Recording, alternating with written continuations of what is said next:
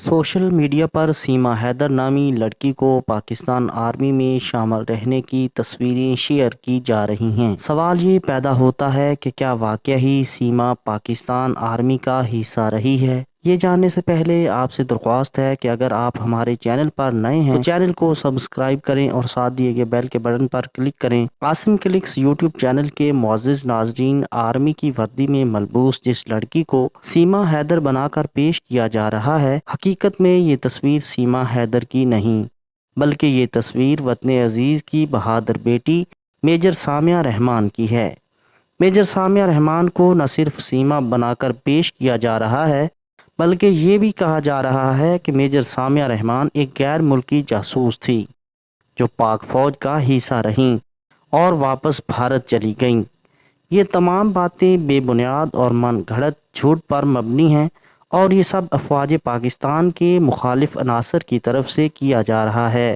Major Samiya رحمان پاک فوج کا سرمایہ ہیں جو UN مشن کے دوران بھی اپنی خدمات پیش کر کے پاکستان کا نام روشن کر چکی ہیں اور اب بھی پاک فوج کا حصہ ہیں۔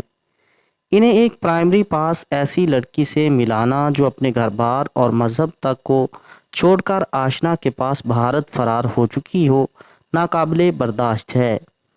حاضر سروس کابل لیڈی افیسر کے خلاف اس قسم کا غلیظ پروپیگنڈا کیا جائے، اس پر عجب یہ ہے کہ تامل ناڈو کی پہلی پولیس سب انسپکٹر، جن کی اب عمر 65 سے 70 سال ہے، ان کی تصویر کو بھی میجر سامیہ سے جوڑا جا رہا ہے۔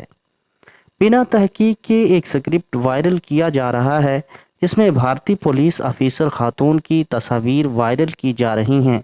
اس کی سروس کو 50 برس سے زائد عرصہ ہو چکا ہے اور اس کی عمر فی الوقت 65 سے 70 سال کے قریب ہے۔